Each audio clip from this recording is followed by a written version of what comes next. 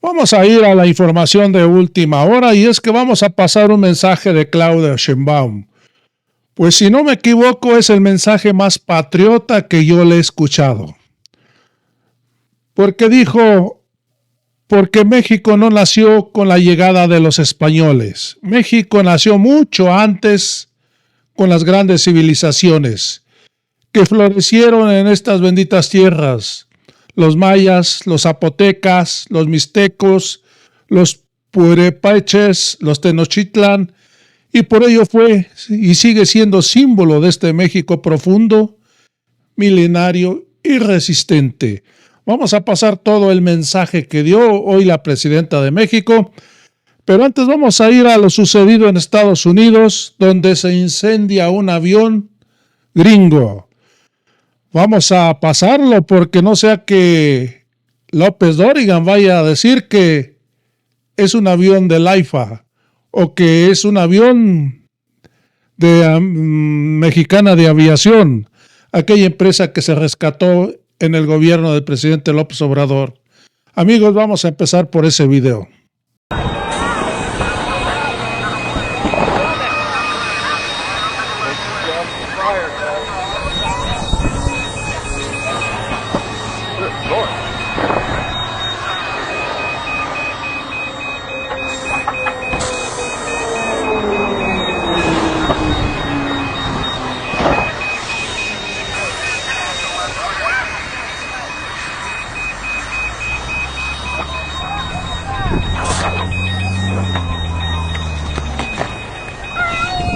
You okay? No, he's not.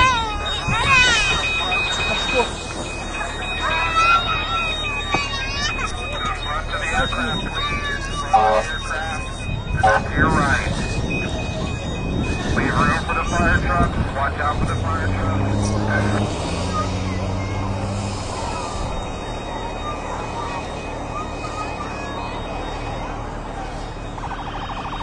Everybody, remain calm. Fire's here. Fire's here.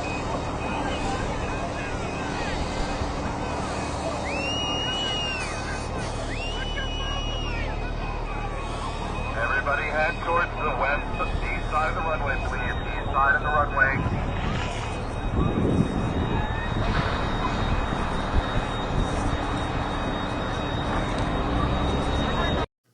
Pues ya vimos lo que sucedió con este avión de Estados Unidos. Pasamos la nota y lo aclaramos que fue allá y que es un avión gringo, no sea que López Dóriga vaya a decir que fue en el AIFA o que fue un avión de Mexicana de Aviación. Ya saben que así se las gasta este señor.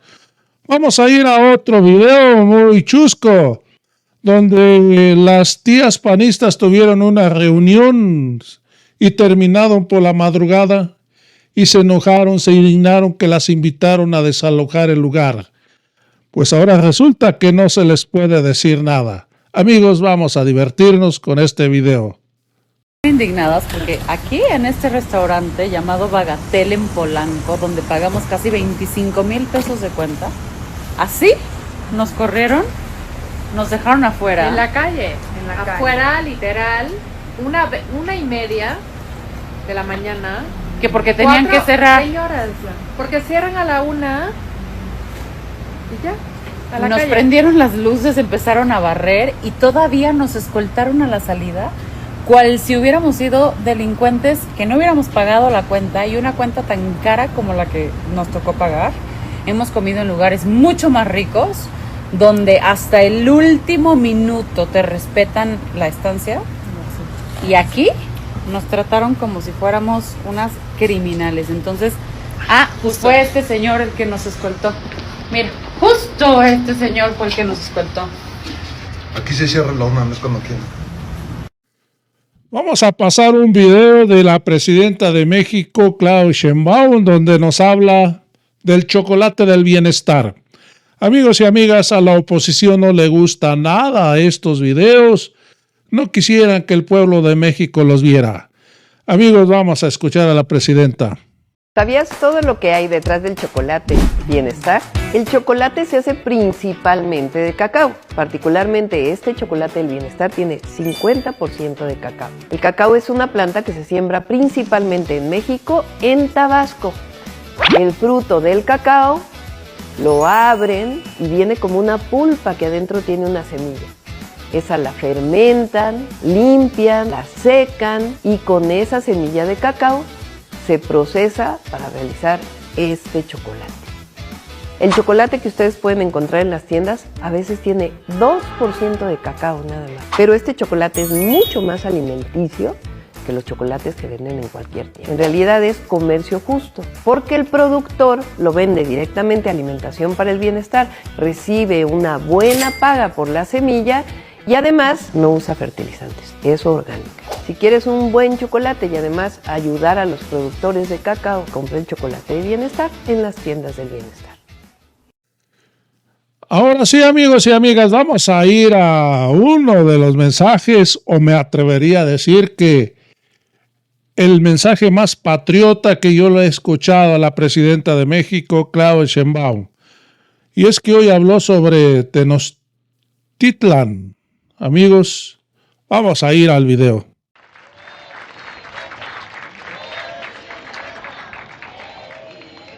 Buenos días a todas, a todos. Nos reunimos hoy para conmemorar la herencia de Tenochtitlan y el legado que lleva en su corazón la historia de nuestro querido México. Reconocer a Tenochtitlan no es hablar de un pasado muerto, es por el contrario, hablar del pulso vivo que late bajo nuestra ciudad capital, pero también en nuestras palabras, nuestra comida, nuestras costumbres y sobre todo nuestra grandeza cultural y nuestra identidad. Tenochtitlan fue mucho más que una ciudad majestuosa. Fue un símbolo de organización, de poder, de ciencia, de arte y de visión. Fue el centro de un mundo indígena que supo construir un modelo de civilización propio, en armonía con la tierra, con los astros, con sus dioses y diosas. Según la tradición mexica, su dios principal, Huitzilopochtli, les ordenó buscar un lugar donde verían una señal divina, un águila posada sobre un nopal devorando una serpiente, nuestro escudo nacional. Este símbolo sagrado, que representa el cumplimiento de la profecía, fue visto en una isla en medio de un lago. Aquí, en este lugar aparentemente inhóspito, los mexicas que se trasladaron desde el mítico Aztlán decidieron establecer su ciudad, Tenochtitlan. Es así que aquí, en medio de las aguas del lago de Texcoco, nació una visión de fuerza, de fe. Tenochtitlan se alzó como su origen, un águila sobre un nopal, tal como lo soñaron sus fundadores, obedeciendo la señal de los dioses. Tenochtitlan fue belleza en movimiento. Desde lo alto de sus templos, los sacerdotes hablaban con los dioses. Desde sus mercados, el bullicio del comercio unía pueblos lejanos. Desde sus canales, las canoas deslizaban vida entre las chinampas, jardines flotantes que proveían el alimento de cientos de miles. Era una ciudad de orden y arte, de poder y de poesía. Su arquitectura era exacta, como las estrellas, y su gente orgullosa. Todo tenía un propósito, una armonía, el maíz en los campos y en las chinampas, los códices en las manos de los sabios que guardaron la memoria, el guerrero que ofrecía su vida por mantener el equilibrio del universo. Insisto, la grandeza de Tenochtitlan no fue solo su fuerza y su belleza, sino su alma, el espíritu indómito de un pueblo que emergió de la nada para crearlo todo, que convirtió una isla inhóspita en un imperio, que amó tanto a sus dioses y a su tierra y a sus ancestros, que fue capaz de ofrecer su corazón para que el sol siguiera saliendo todos los días. Por eso, cuando los españoles llegaron en 1519, lo que encontraron no fue tierra vacía, y lo que divulgaron después como supuesto salvajismo, sino lo que encontraron fue un imperio sólido, con leyes, lengua, escritura, medicina, formas de cultivo, ingeniería, cultura, conocimientos astronómicos. Lo que vieron en Tenochtitlan, sus templos, sus chinampas, sus mercados, su gente organizada, sus escuelas, los hizo pensar que estaban ante algo sobrenatural. Y sin embargo, en lugar de comprenderlo, decidieron aplastarlo. La caída de Tenochtitlan en 1521 no solo significó la destrucción de una ciudad, fue también el inicio de un largo proceso de colonización que buscó borrar todo rastro de lo indígena, una nueva religión, una nueva cultura, impusieron una nueva lengua. La colonia no solo sometió los cuerpos, sino también quiso someter las mentes que perduraron por siglos. Se buscó avergonzarnos de nuestro origen indígena como nación. A pesar que ser indígena, lo decían ellos, era sinónimo de atraso, de ignorancia, de barbarie. Esa fue quizá la herida más profunda, una herida que estamos obligados como mexicanas y mexicanos a curar y a garantizar que se cure, porque fue alimentada por demasiado tiempo de discriminación. Por eso reivindicamos el hoy que es el comienzo de esa cura, con la cuarta transformación de la vida pública.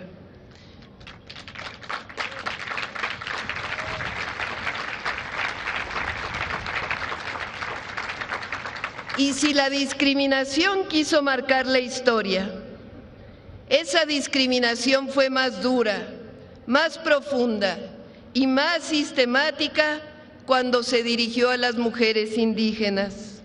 A ellas no solo se les negó el poder político o económico, sino el derecho a hablar su lengua, a proteger su cuerpo, a ser reconocidas como personas con historia y con derechos.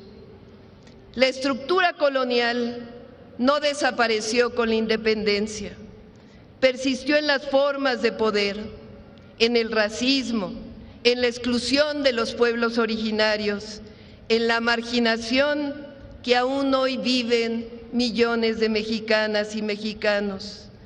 Se reveló en diferentes momentos de la historia, en especial durante la Revolución Mexicana, pero prevaleció después por muchos años, en especial durante todo el periodo neoliberal. El legado de Tenochtitlan, sin embargo, no fue vencido. Vive en la resistencia silenciosa de los pueblos, en la lengua náhuatl que aún se habla, en el maíz que seguimos sembrando, en la medicina tradicional, en los rituales, en los nombres de nuestros cerros, nuestros ríos, nuestras calles, nuestros pueblos, en el nombre de nuestra patria, nuestro nombre, México. Vive también en la sangre de quienes generación tras generación han llevado con orgullo sus raíces. Porque México no nació con la llegada de los españoles. México nació mucho antes, con las grandes civilizaciones que florecieron estas benditas tierras. Los mayas, los zapotecas, los mixtecos, los purépechas, los mixtecos, todos los pueblos originarios. Tenochtitlan, por ello, fue y sigue siendo símbolo de ese México profundo, milenario y resistente.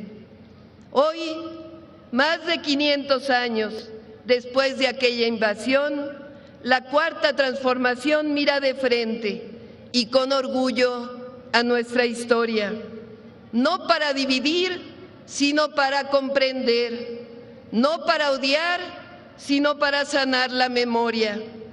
Y en ese proceso, en ese esfuerzo por recuperar nuestra raíz, la Cuarta Transformación que inició con fuerza y tesón el pueblo de México ha abierto un nuevo capítulo.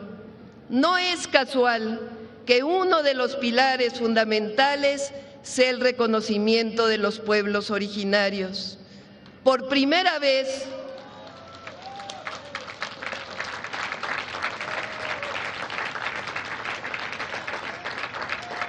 el Gobierno de México ha puesto en el centro a quienes fueron históricamente relegados. Por primera vez se ha reivindicado su lugar, su tierra, su agua, su cultura, su palabra, sus derechos elevados al rango constitucional y ha otorgado perdón por atrocidades del pasado a los pueblos mancillados, reconociendo la profundidad de la palabra justicia.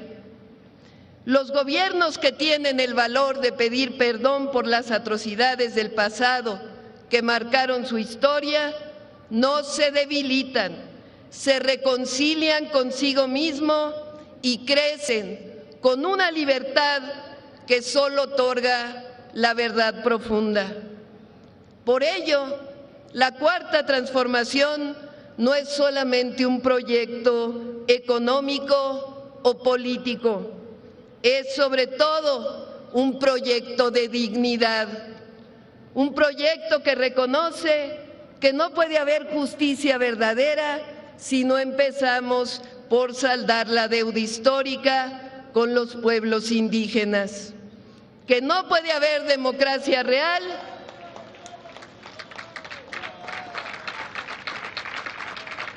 si se excluye la voz de quienes llevan siglos resistiendo, y que no puede haber identidad nacional sin reconocer y dar su lugar al profundo y orgulloso rostro indígena de México, su esencia y su grandeza cultural. Recuperar el legado de Tenochtitlan no significa vivir en el pasado, significa reconocernos en él. Significa entender que lo que somos hoy, nuestra forma de hablar, de comer, de mirar al mundo, está profundamente marcado por esa historia y que solo podremos avanzar como nación si caminamos con esa memoria, con ese orgullo, con esa fuerza.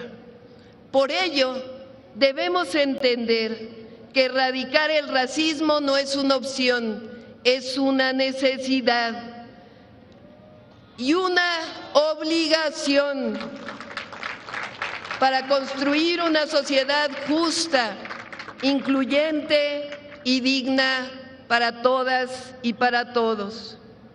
Hoy, Tenochtitlan no solo vive en las piedras del Templo Mayor, en el calendario azteca, en la gran imagen de Tlaloc o en la piedra labrada con la Coatlicue. Vive en los barrios de Iztapalapa, en los pueblos de Tlalpan, en las mujeres que enseñan la lengua a sus hijos, en los jóvenes que levantan la voz contra el racismo, en los campesinos que aún siembran como lo hacían sus abuelos. Vive también en el corazón de un México que ha decidido no olvidar. Por eso, el legado de Tenochtitlan no es ruina ni nostalgia, es semilla, es esperanza, una semilla que sigue brotando, que sigue luchando, que sigue enseñándonos que la historia no se borra, que la raíz no se niega y que el verdadero futuro solo puede construirse si abrazamos con valentía todo lo que fuimos y todo lo que somos. Quien no recuerda sus raíces camina sin sombra ni rumbo.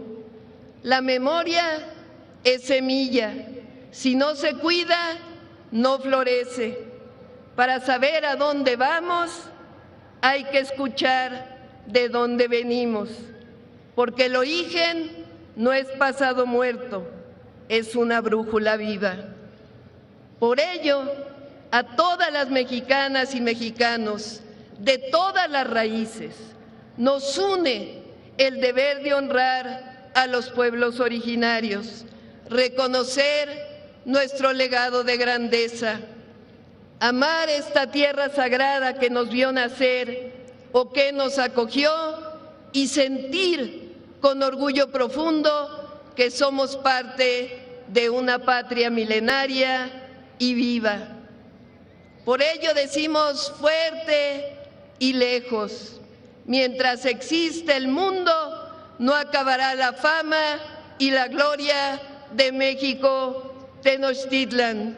¡Que viva Tenochtitlan! ¡Que vivan los pueblos originarios! ¡Que viva el México profundo! ¡Que viva para siempre y por siempre nuestro querido México!